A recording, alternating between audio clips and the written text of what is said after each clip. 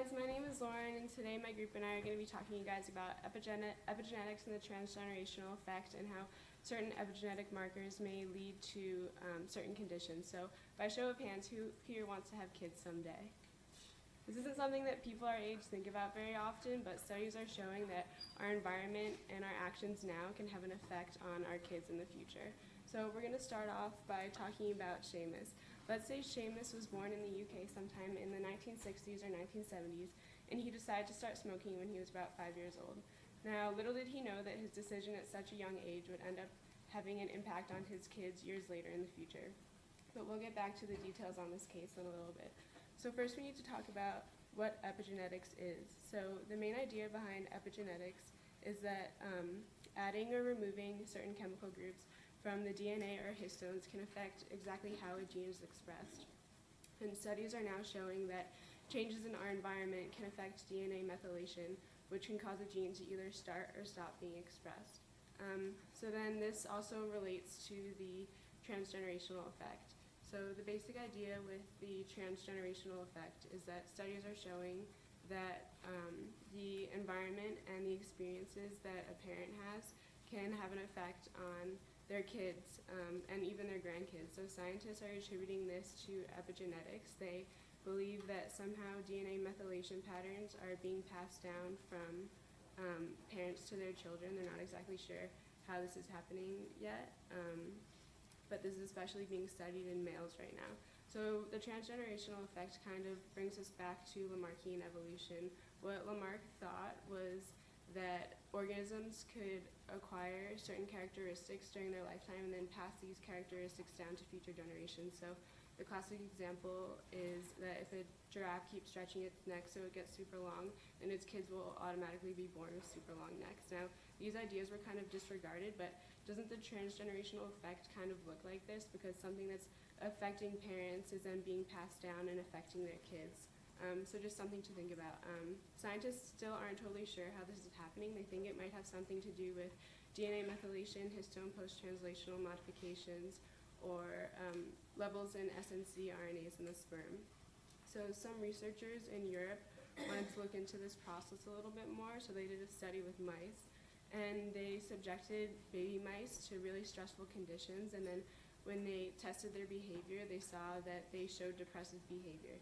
Then they mated these male depressive mice with normal female mice and saw that the kids also showed depressive behavior, and so did the grandkids, even though these kids and grandkids were raised in normal conditions. So then when they looked at the SNC RNAs in the brains and the sperm of the first generation, they saw that 5 specific ones were upregulated. These same 5 specific SNC RNAs were also affected in the second generation, though they were normal in the third generation, which is kind of puzzling. But this led scientists to believe that SNC RNAs might be involved in the passing on of epigenetic markers from one generation to the next. So then what about humans?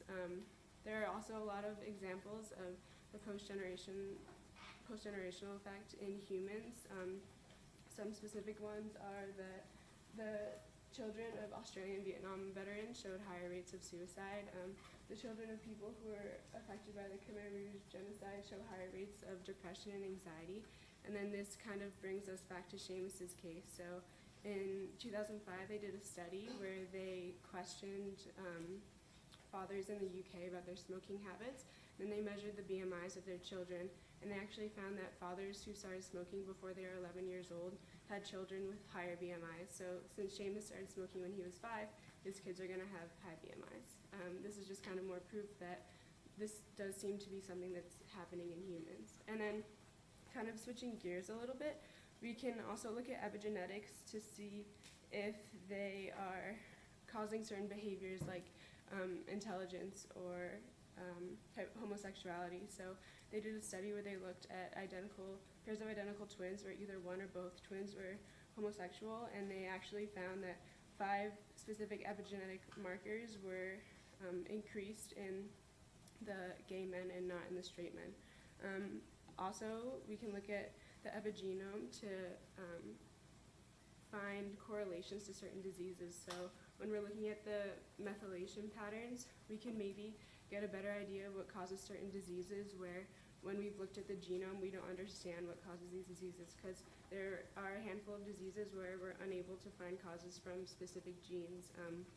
Some of these include depression, schizophrenia, diabetes, even cancer, and this could be very helpful because if we find the disease is caused by epigenetic modifications, then we can make new drug therapies that are targeting these specific modifications. So still, a lot of scientists aren't totally convinced that the transgenerational effect in epigenetics is a real phenomenon. Part of this is because they haven't been able to identify a demethylase, so they're not sure how methyl groups are added and removed from the DNA by the environment. Also, during embryonic development, the methylation patterns are supposed to be scrubbed off of the DNA, so they're not sure how they could be passed on from parents to children.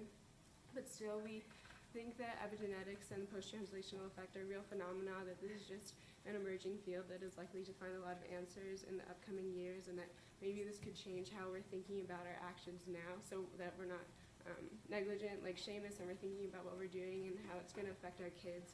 And it could also give us some answers about certain conditions that we're not really sure about. They're still kind of mysterious to us, like homosexuality.